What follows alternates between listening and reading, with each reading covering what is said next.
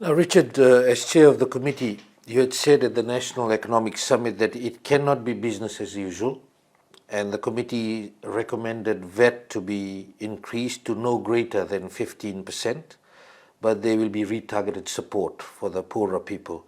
Can you please explain to the people why this is necessary? First of all, VAT to be increased, and a lot has been said from leading up to the economic summit. Some like the FLP leader Mahendra Chaudhry and others have come out with statements saying you are just listening to the World Bank, what the World Bank is recommending, and you just want to increase taxes and make life difficult for the people. Are you doing that? Yeah, I mean, it's really, I don't like to do easy things, Vijay. And I like challenging things, and this is one of them. And one of the really challenging things I think we have here is trying to explain, why we're in the mess we're in. And I talked a little bit earlier on about underfunding government, and the fact that the taxes that we used to pay as individuals were much higher than the taxes we pay now. And so in a way, all we're saying is we have to go back. Now, the World Bank, yes, people say the World Bank has an agenda and it's a global agenda and all of those things, and yes, we take that into account. The World Bank, they look at statistics, as do the IMF, they compare it with other countries. Those are not necessarily local solutions. That's true. That's true. But what those institutions do is they do very good research. They give us very good diagnostics. They analyze where we've gone wrong. That's where it's really helpful to us. So we get the information, they give us the advice, but it's up to us in Fiji to find the solutions, right? Now, we talked about the debt being too high, and the debt is too high, and that means that we can't borrow very much, and we cannot react to a disaster. So that debt's got to come down somehow. We haven't started to talk about our infrastructure and all of the things we're talking about. And we talked about the nursing stations, we talked about the water, we talked about a whole lot of things. We talked about the maintenance. None of this stuff is happening. That's why we need the money. And you see, if we don't do these things, we can't create the platform for economic growth either. We can't grow economically if the government is not supporting us, if the bridges aren't working, if the water isn't working. Who's going to invest in Fiji, right? So all of this stuff is important. Now, let's talk about what we're going to do and where we're going to land. So when you're looking at the mix of options, what we're saying is that government's probably got to find another $500 or $600 million a year. That's what it needs to keep us in the way that we've been going now. Don't forget, in that time, we've built a whole lot of more roads. That means we have to maintain them. We've increased social welfare allowances. We have to maintain them. We actually have to increase them. We have an over 65 pension now. Every year, there are more and more people in that category. We have to find that money. Just today, I was looking at the cost of dialysis. Probably $15 million a year now to keep all of the people who need to be dialyzed keep them healthy. You said $600 million more. Have you taken into account the wastage that has to be scrapped off? Well, we try. And one of the things that we need is what you call a whole of government spending review. We've really got to just start again. There's a whole lot of practices in government that really haven't changed literally for 50 years. Why I ask you this question, because before the elections and during the elections, Professor Biman Prasad had said we have a wastage amount of close to 500 million in a year. Mr. Narumbe says close to $1 billion. Are these things taken into account going into this plan? Well, I think what we've got to do is get in and see, what can be fixed. And that's not... The fiscal review tries, but we don't drill down to the last detail. We're only, we're a committee that's looking long. We've had 8 weeks to absorb, as I said, a lot of information. And so we see examples of wastage, we see examples of money being spent better. But in many ways, Vijay, as I said to you, in some ways we actually have to spend more money to save it, right? You look at, for example, the extra money we spend rebuilding things just because we didn't maintain them the first time. We can talk about there's a particular unit to help cardiac patients, so the name escapes me.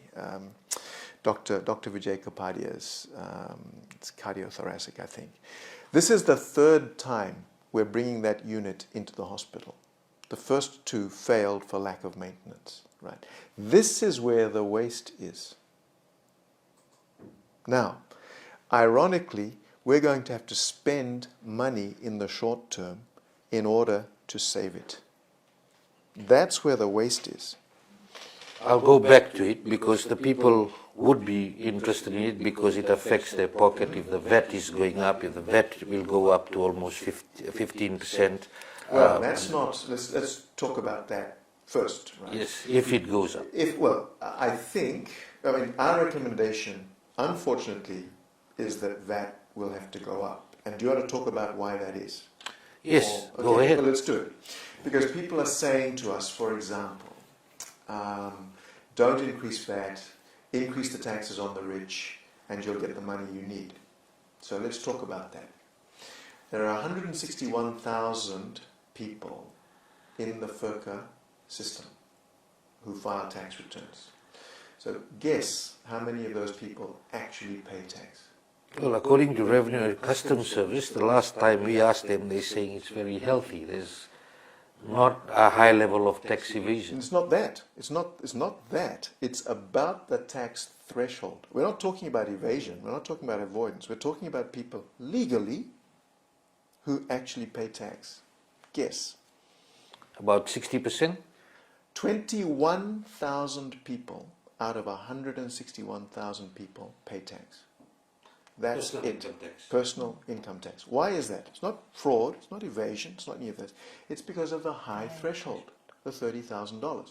So there's a whole lot of people on wages and salaries, people in small businesses, and they're filing their tax returns, they're doing everything right, but they don't have to pay tax.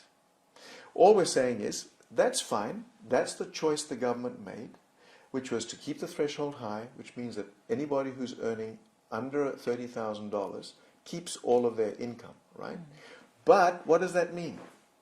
There's only 21,000 people left to pay personal income tax. And what does that raise? About $200 million a year. VAT, on the other hand, makes between $800 and $900 million a year. Customs makes about $450 million a year. So when you say go and tax people, there's nobody to tax with you. That's our problem. And so you are not recommending the personal income tax threshold to come down? We are not. And the reason we are not is because we understand that if VAT is going to go up, and we think it has to go up because we don't really have very many options. And we understand if VAT is going to go up, we can't attack people, in that $20,000 to $30,000 level. Here's the numbers. If we brought the threshold down from 30 down to 20, that means everybody paying more than $20,000 in tax, everybody earning more than $20,000 would start to pay tax. And everybody else would start to pay tax from $20,000, not $30,000. That's worth that would make us, we think, about $55 million a year. Now, that's a very small sum of money for the pain that we will be putting on 20,000 people. So the VAT that you're recommending is even including the current zero-rated 21 items. Vani, what's your assessment based on the social front that you lead? Well, here's the opportunity in that is that for the longest time we've been asking if there could be a review of the social protection, social welfare system. And I think the increase gives us the opportunity to do targeting a little bit better, because even currently, as we're implementing these social welfare programs, there are many who are being left out who should be on it. Yesterday, I was invited to a briefing by DFAT that was being done for the minister. The minister invited us.